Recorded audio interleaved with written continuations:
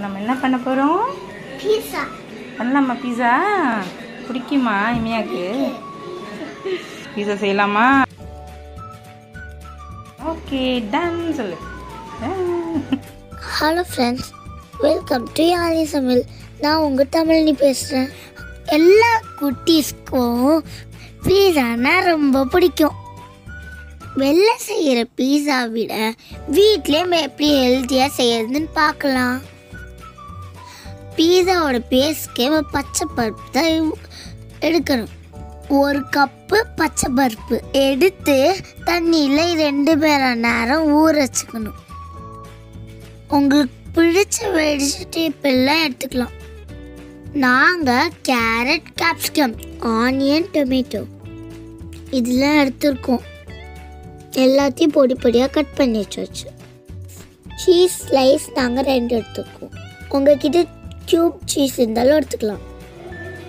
Butter, chilli flakes, mixed ஹர்பல்லாம் எடுத்துக்கலாம். Okay, நான் சொன்ன எல்லாத்தையும் சாப் பண்ண வெஜிடபிள்ஸோட மிக்ஸ் பண்ணிக்கலாம். ஊற வச்ச பச்சை பருப்போட கொஞ்சம் உப்பு ஆட் பண்ணிக்கலாம். இப்போ நல்லா மையாக அரைச்சிக்கலாம். இப்போ பாருங்கள், நல்லா அரைச்சாச்சு பாருங்கள்.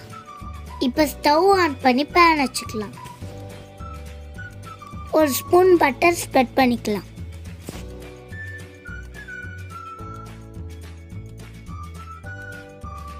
அரைச்சி வச்ச பச்சை பருப்பை இப்போ ஊற்றிக்கலாம். லிட்டு போட்டு இப்போ க்ளோஸ் பண்ணிக்கலாம்.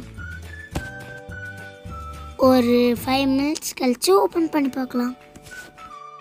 இப்போ நம்ம திருப்பி போட்டுக்கலாம்.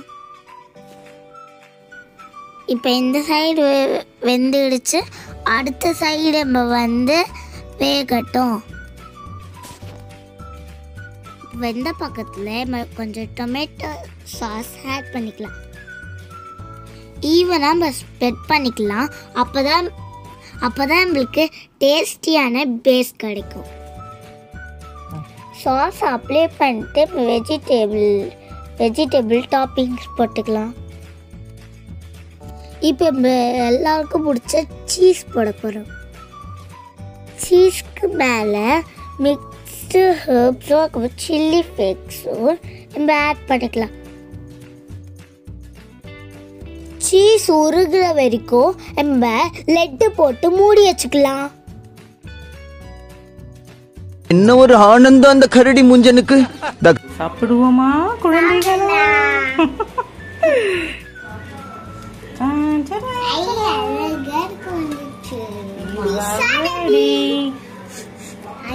சொல்லுங்க. Very good. எப்படி இருக்குன்னு சொல்லணும். சாப்பிடு ரேவ் சாப்பிடு. நல்லா இருக்கா? Eat healthy, live healthy. Live healthy. Eat healthy, live healthy.